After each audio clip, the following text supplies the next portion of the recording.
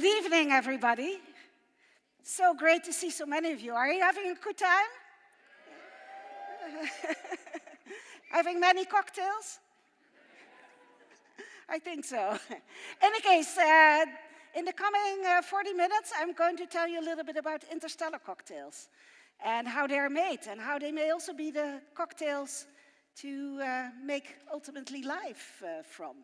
So I'm going to take you on this journey, and our journey that starts in interstellar space that you see so beautifully over there, and we're going to follow sort of the journey from those clouds to ultimately make stars, planets, and those ingredients for life. But first, let me say a few words. Let me get there. Yes, the night sky. I know that you've all had a hard time with COVID and that you've been a lot at home. But there was one thing that we were always able to do, even during COVID times, and that was viewing the night sky. It's simply available to all of us and everywhere in the world. And if you look here at this person standing there, you can even do it with social distancing. And when you look up at the sky, you say, you know, where do we come from? What is our place in the universe? So important to have those questions. And it's not just astronomers who have those questions. It's also artists, you know. We have music tonight, we have science tonight, but also paintings, arts, all goes together.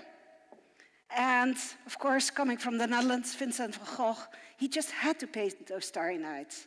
And you see there the Big Dipper already over the River Seine.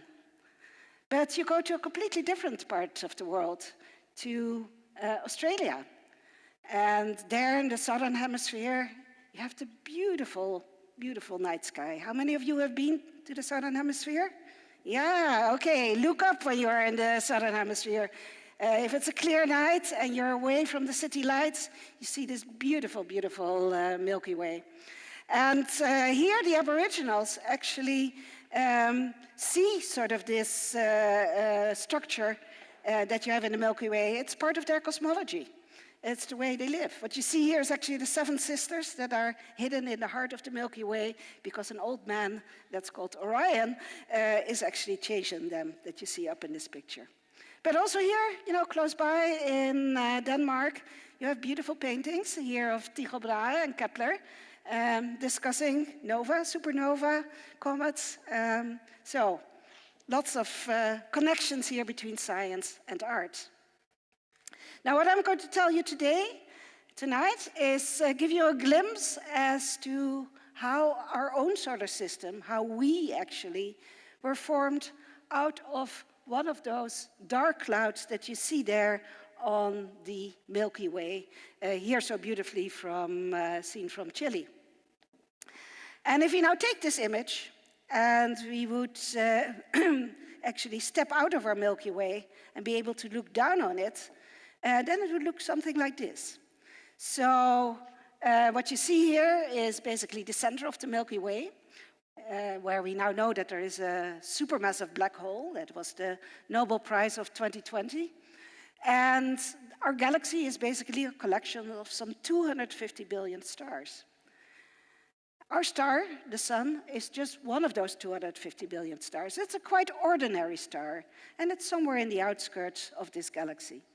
And then we actually live on this small and rocky planet around a quite ordinary star in the outskirts of this galaxy. And our galaxy is only just one of several hundred billions of galaxies in the universe. So this already makes this whole question of, are we unique, puts it already in a quite different perspective. So our galaxy, our Milky Way, has already some 250 billion stars. Now, how many of those have planets? Well, thanks to satellite observations, thanks to telescopes on the ground, we now know that on average, each of those stars has at least one planet. But they are, the majority of them, of a type that we don't have in our own solar system. You know, we have Earth, we have Jupiters, we have Saturns, but the majority of those planets around other stars than our sun are actually of a type that is called super-Earths or mini-Neptunes. So, meaning a few times the mass of the Earth, but not as much as Neptune, which is about 10 times the mass of the Earth. So how did it come, you know? Why do we get those kinds of planets so often? Why don't we have them in our own solar system? What is their composition? Could they be habitable? Now, those are some of the questions that we are studying now. And that, of course, is then ultimately linked to the big question as how were we formed some 4.5 billion years ago? And we get some answers to that from looking at objects that stem from that very early time, like comets. Comets are basically conglomerations of ice, rock and ice in sort of a one-to-one mixture. And for a long time, those 4.5 billion years, they survive in the cold outer parts of our solar system, basically preserved. But when they come close to the sun, they start to sublimate their ices, and that's when you get these beautiful comet tails. And you can study them with telescopes from Earth, but in 2014, actually a mission, Rosetta, visited a comet. It landed on the surface of a comet for the first time. It was able to sniff the ingredients of those comets.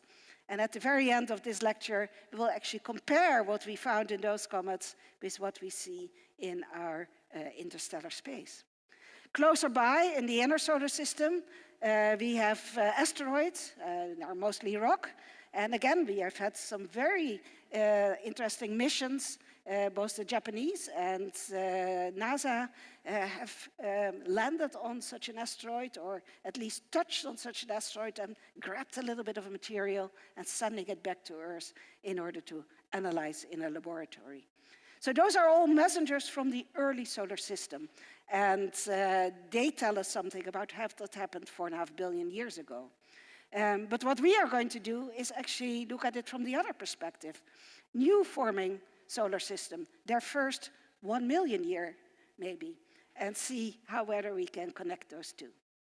So let's start our journey, but first, a big thank you to all the people that have helped me on this journey, my many PhD students, postdocs, and colleagues, and you see a few of them here. In fact, a few of them are also even here in the audience, so welcome to all of you here.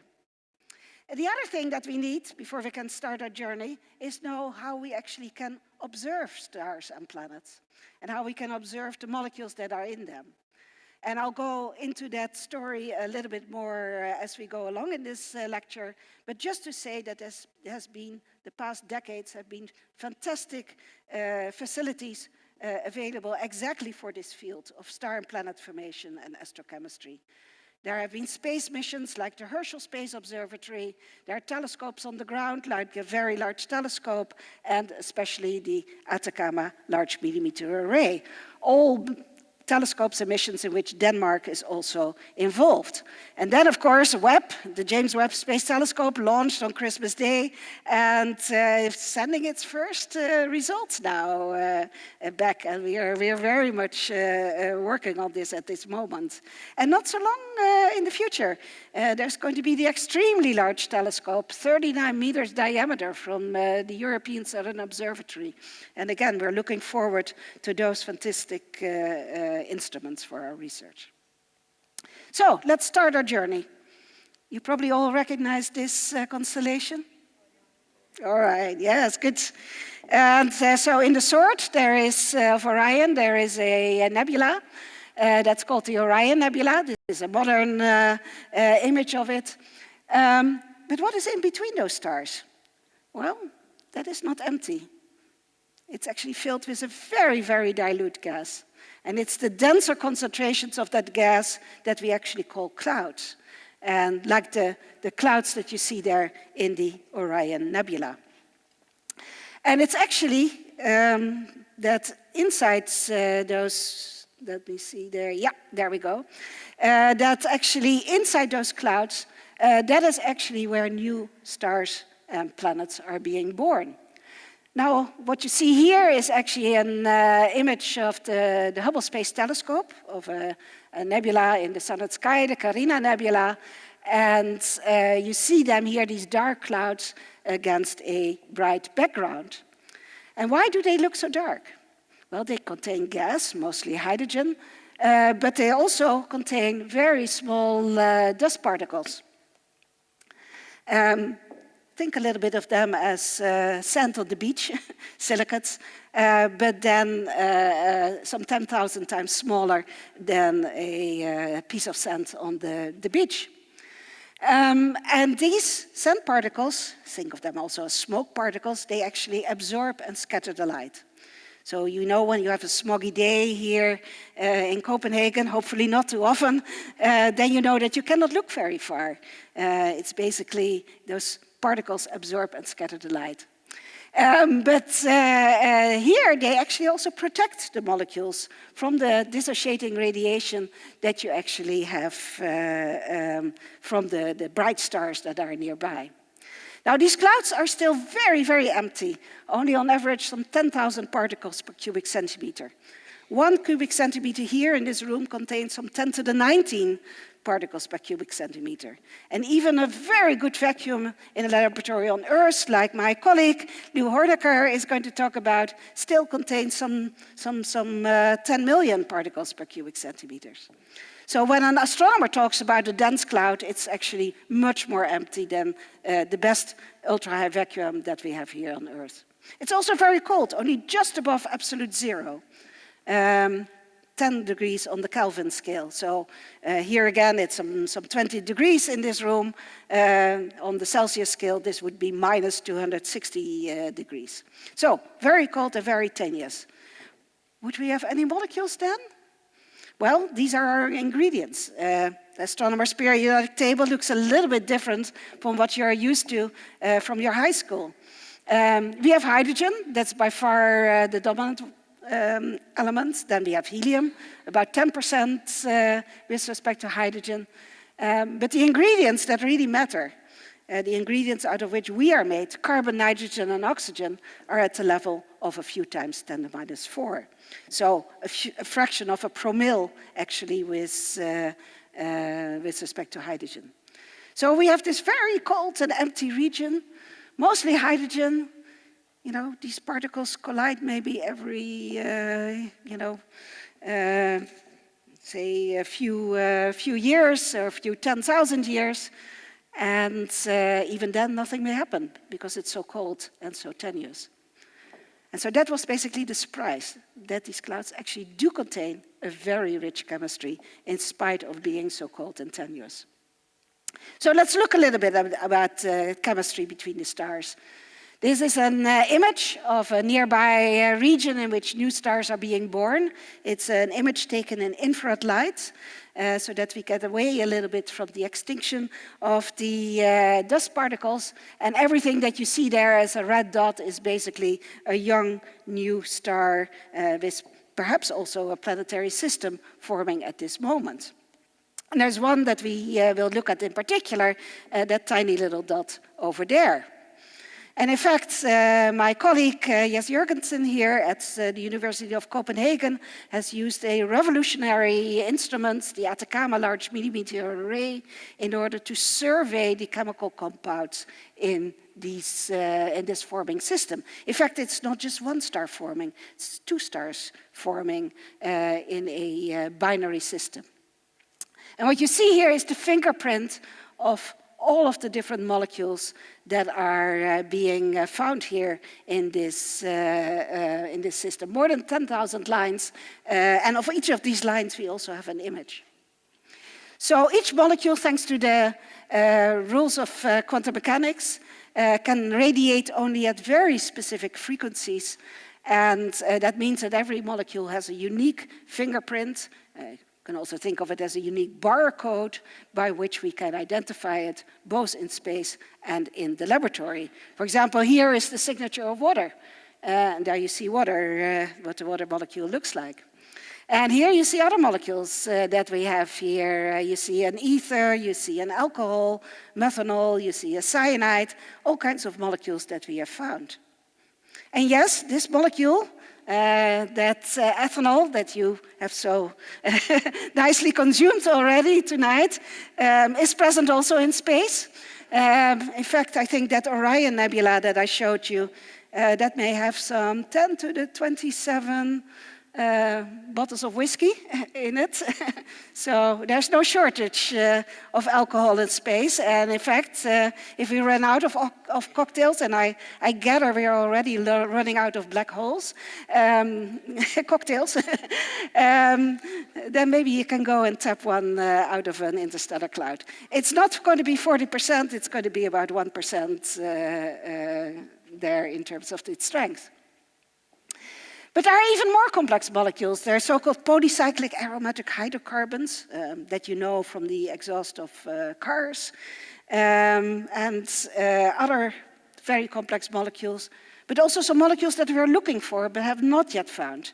And one of them is the simplest amino acid, glycine. Not that more difficult, not that more complex than the other molecules, but we haven't found it yet. And neither have we found this molecule, which you may not recognize, but which is actually caffeine. And that molecule is maybe not so important for the origin of life, but it's definitely, at least if I look around Copenhagen and the number of coffee shops, it's pretty important for the maintenance of life, the survival of life. So we see molecules in the gas. We see them as vapor, as water vapor. But we can also see them as ice, because these clouds are cold. The dust particles in these clouds, these tiny little dust particles, only a micron in size, are very cold. And they act as a deep freeze. So if a molecule or an atom collides with this grain, it will actually stick on it. It will basically freeze out. Again, the analogy is your car on a winter night, that's when the water molecules from the atmosphere collide with it, you make an icy mantle. That's what happens here as well, except that there can also occur reactions on those surfaces that you normally don't have in the gas. And so oxygen can be turned into water, carbon can be turned into methane, nitrogen into ammonia, carbon monoxide.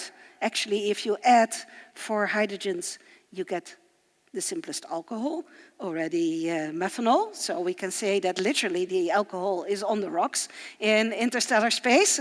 Also, that is a good analogy what you have been experiencing here tonight. And we even have the CO2. You know, the CO2 that provides us with the bubbles in our cocktail. So we truly have an interstellar ice cocktail, and it consists of simple molecules. It contains alcohol, methanol, and one of the big questions that we are investigating at this very moment is to what degree these ice mantles also contain more complex molecules. And it is the Webb telescope that is going to help us with that. Now, how do we study that? In Leiden, we are fortunate to have the laboratory for astrophysics, in which we can simulate the conditions in space.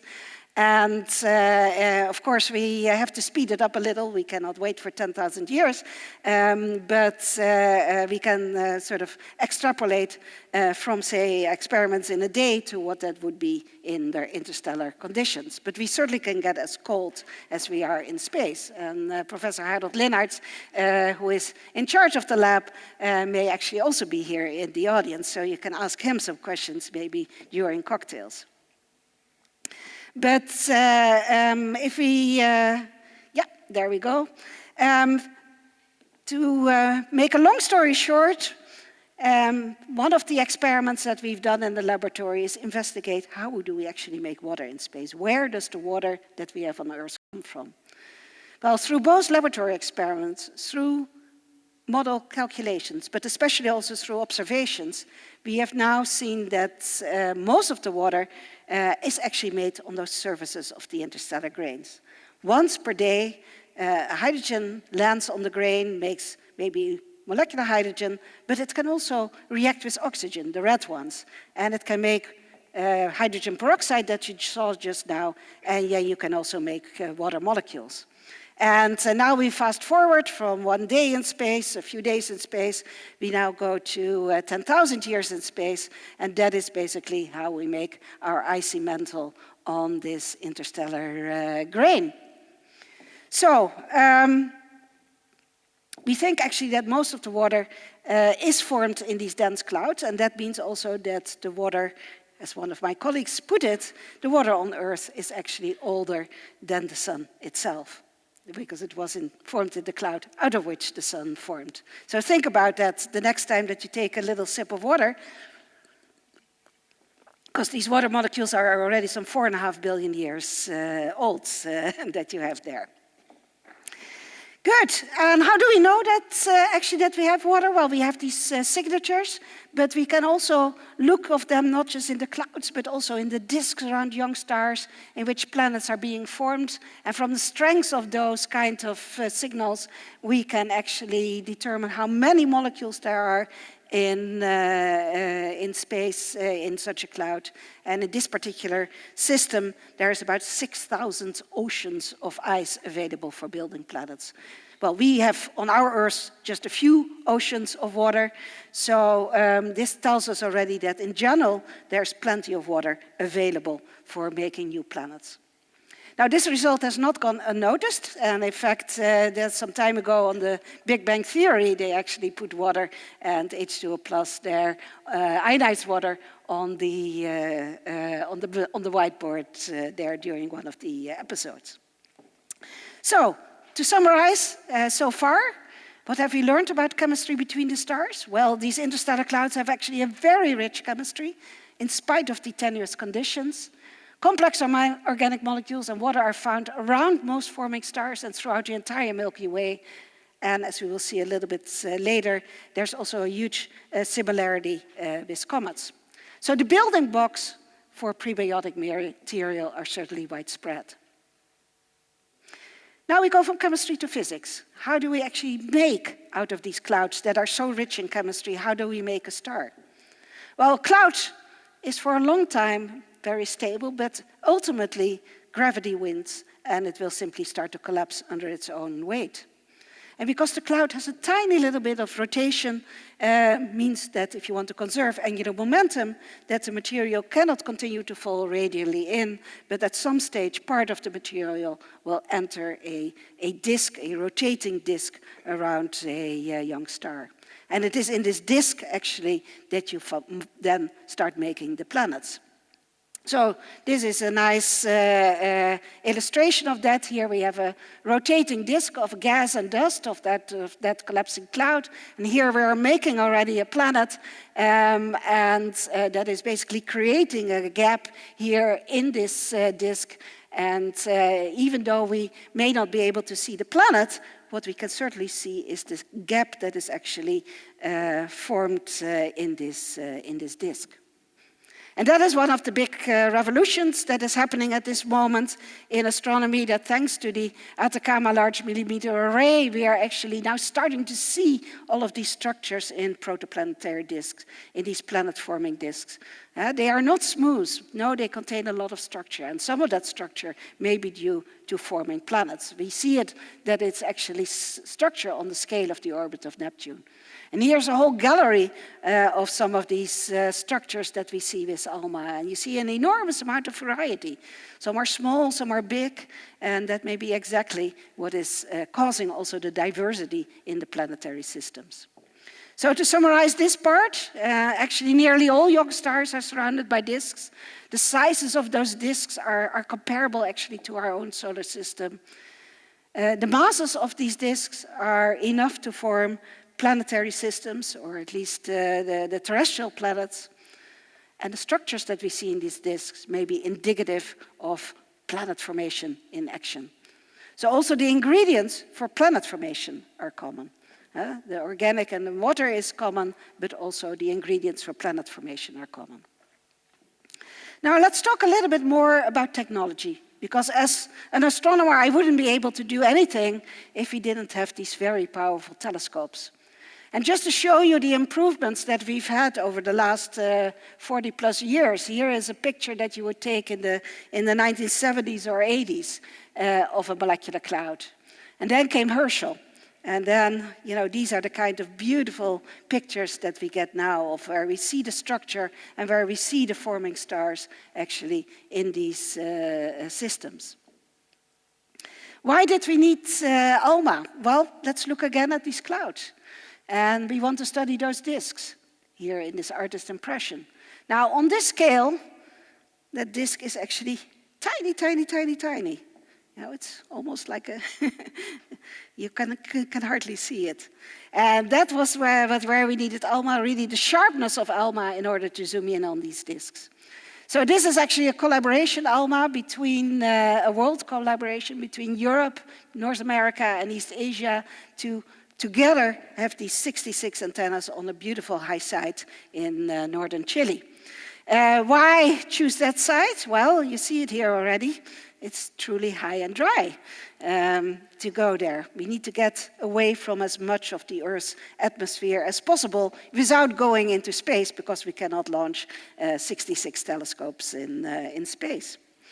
Now we have a little bit more modern transporter than the ox car that you see over there. So we have another transporter then to drive up the telescopes up to the high site. And here you see actually the mid-level facilities where the telescopes are assembled and then driven up on one of those trucks and put in the array. And this is how it looks today, the Atacama Large Millimeter Array, ALMA, and it's truly a breathtaking experience to be there up at 5,000 meters, both literally and figuratively. So here is how ALMA works. It actually, the 66 telescopes work as an interferometer. So they all point at the same position on the sky, and they all follow that. And then the signals from those telescopes are correlated actually in a gigantic computer to make a synthesized image.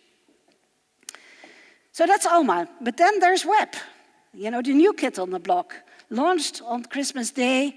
And there we see it go, by Webb. That was the large last that we saw of Webb on the final stage of the Ariane rocket. There you see even the solar array coming out. Fantastic.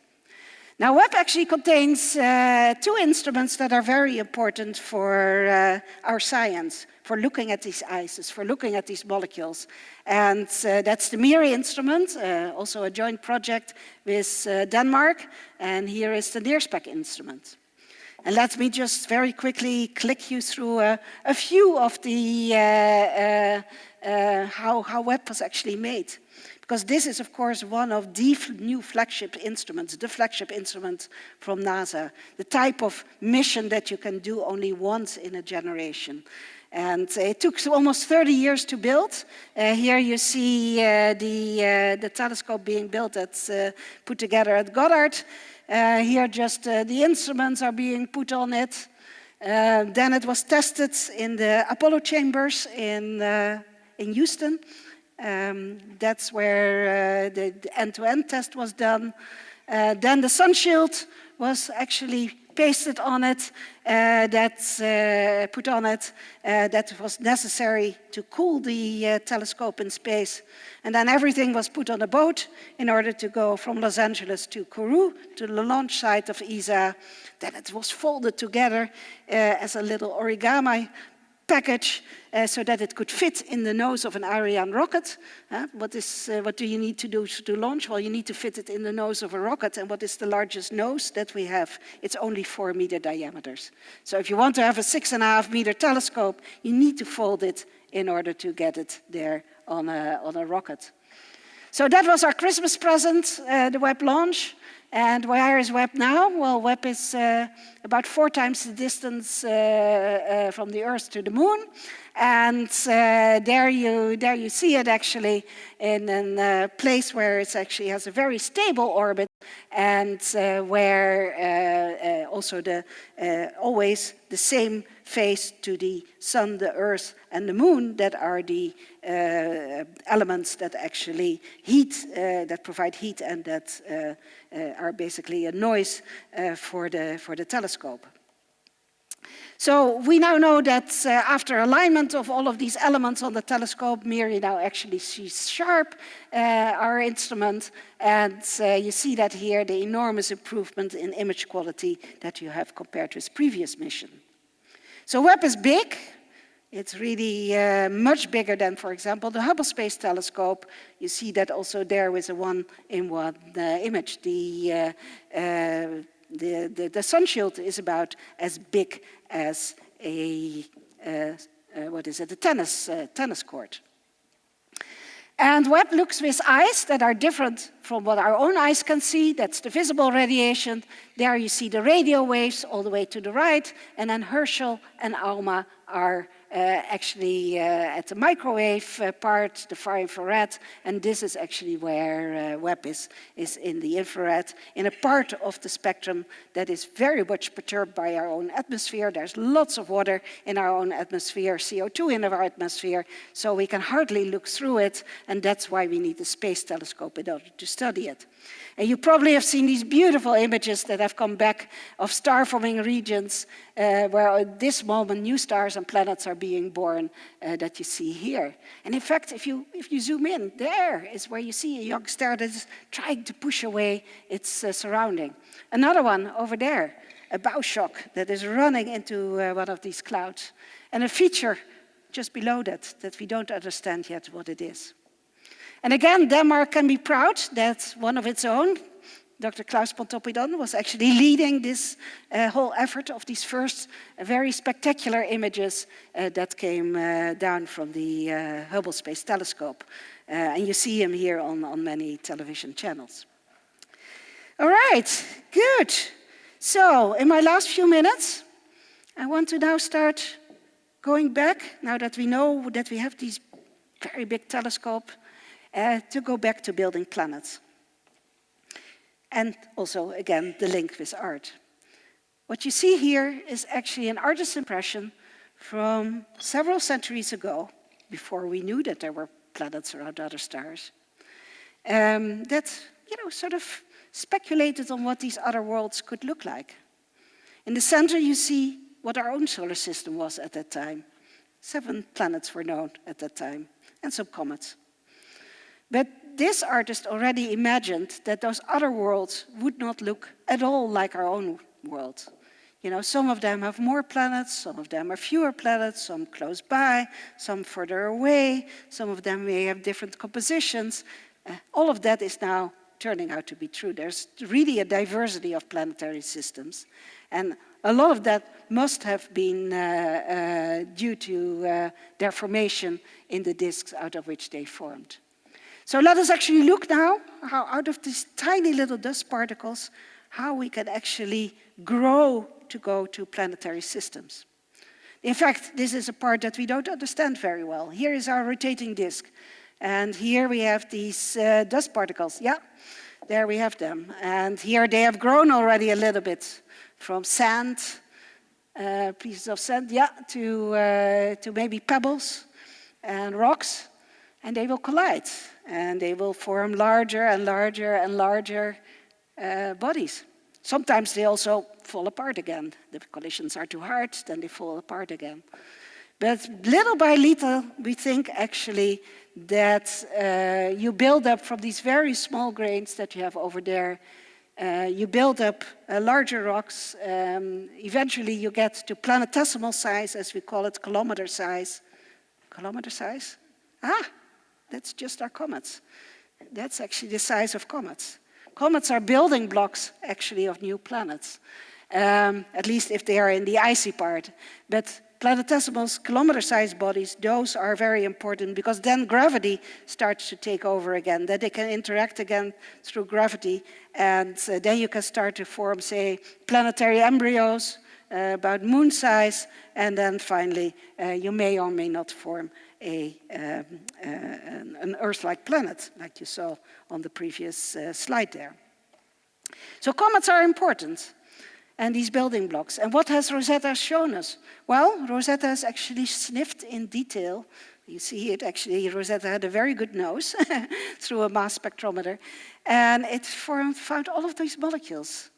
It has found water, it has found CH4, it has found alcohol, it has found methanol, it has found CO2.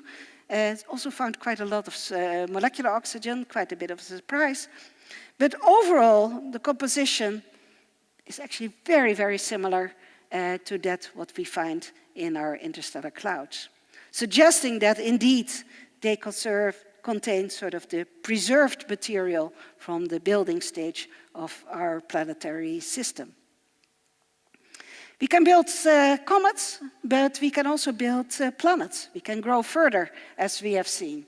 And this is where Webb comes in, and also Alma comes in, because Alma tells us something about the outer parts of these disks in which planets are forming, whereas Webb actually tells us something about the inner part of the solar system, where the more terrestrial planets are forming.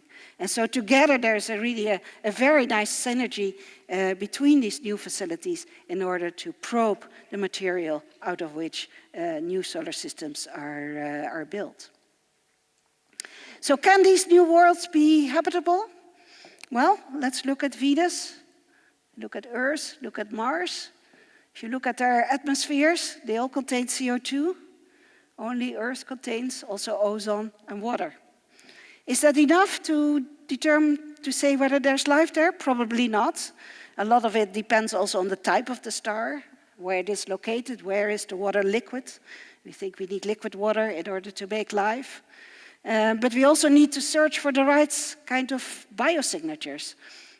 Probably a mix of oxidizing and reducing molecules.